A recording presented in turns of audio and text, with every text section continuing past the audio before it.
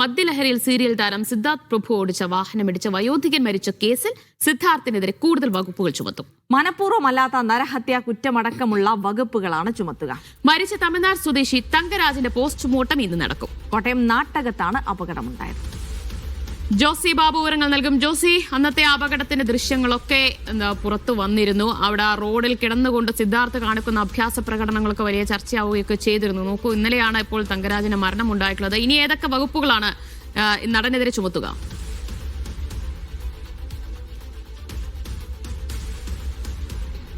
Good morning Jilsy, ദിവ്യ. Christmas തലേന്ന് രാത്രിയാണ് ഇത്തരത്തിൽ നാട്ടകം ഗവൺമെന്റ് കോളേജിന് സമീപം ഗവൺമെന്റ് കോളേജ് കവലയിൽ ഈ അപകടമുണ്ടായത്. വിവിധ വാഹനങ്ങളിൽ ഇടിച്ച ശേഷം ഈ തങ്കരാജിനെ ഇടിച്ചു തെറിപ്പിക്കുകയായിരുന്നു. സീരിയൽ നടനായ സിദ്ധാർത്ഥ് പ്രഭു ഓടിച്ചിരുന്ന വാഹനമാണ് അപകടമുണ്ടാക്കിയത്. പിന്നീടാണ് സിദ്ധാർത്ഥ് പ്രഭു മദ്യപിച്ചതായി തെളിഞ്ഞത്. അന്ന് നിങ്ങൾ പറഞ്ഞതുപോലെ വലിയ പ്രകടനങ്ങൾ ഇയാൾ നടത്തിയിരുന്നു. ഇയാൾ പോലീസിനോടും നാട്ടുകാരോടും ആക്രോശിക്കുകയും റോഡിൽ കിടക്കുകയും ഒക്കെ ചെയ്യുന്നത് അന്ന് ദൃശ്യങ്ങളിൽ കാണാമായിരുന്നു. ഈ സംഭവവുമായി ബന്ധപ്പെട്ടുകൊണ്ട് അന്ന് ചിങ്ങവനം പോലീസ് ഇയാളെ കസ്റ്റഡിയിലെടുക്കുകയും വൈദ്യപരിശോധനയ്ക്ക് വിധേയമാക്കുകയും മദ്യപിച്ച് വാഹനം ഓടിച്ചതിന് കേസെടുക്കുകയും ചെയ്തു. അന്ന് പരിക്കേറ്റ ലോട്ടറി തൊഴിലാളിയായ തമിഴ്നാട് സ്വദേശി തങ്കരാജിനെ കോട്ടയം മെഡിക്കൽ കോളേജിലേക്ക് മാറ്റിയിരുന്നു. ഗുരുതരാവസ്ഥയിൽ ചികിത്സയിലായിരുന്നു തങ്കരാജ്.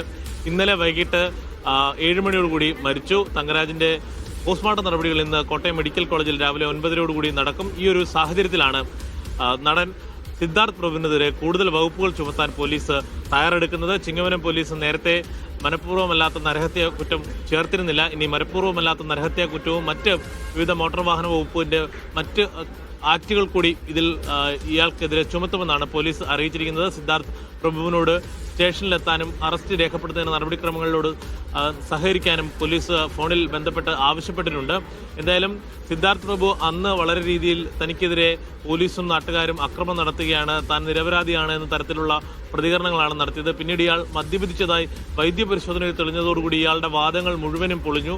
സീരിയൽ സംഘടനകളും ഇയാൾക്കെതിരെ നടപടിക്ക് തയ്യാറെടുക്കുകയാണ്. നേരത്തെ തന്നെ ഇയാൾക്കെതിരെ പ്രാഥമികമായ സസ്പെൻഷൻ നടപടികൾ സീരിയൽ സംഘടനകൾ എടുത്തിരുന്നു. പ്രധാനമായും വളരെ പ്രധാനപ്പെട്ട ചില സീരിയലുകളിൽ ഇപ്പോഴും സജീവമായി പ്രവർത്തിക്കുന്ന ആളാണ്, അല്ലെങ്കിൽ അതിൽ അഭിനയിക്കുന്ന ആളാണ് സിദ്ധാർത്ഥ് പ്രഭു. ആ നിലയ്ക്ക് ഇയാൾക്കെതിരെ നടപടി വേണമെന്നുള്ള ആവശ്യം സീരിയൽ നടന്മാരുടെ നടിമാരുടെ സംഘടനകളിൽ നിന്നും ഉയർന്നു വന്നിരുന്നു. ഇതിന് പിന്നാലെയായിരുന്നു അത്തരമുള്ള നടപടികൾ. എന്തായാലും മോട്ടോർ വാഹന വകുപ്പും ഇയാൾക്കെതിരെ നടപടികൾ കടുപ്പിക്കുകയാണ്. നേരത്തെ ഇയാളുടെ ലൈസൻസ് സസ്പെൻഡ് ചെയ്തിരുന്നു. ഇനി ആജീവനാന്ത ലൈസൻസ് സസ്പെൻഡ് ചെയ്യുന്ന നടപടികളിലേക്ക് പോകുമെന്നാണ് RTO വിഭാഗത്തിൽ നിന്നും അറിയാൻ കഴിയുന്ന അത്തരത്തിലുള്ള.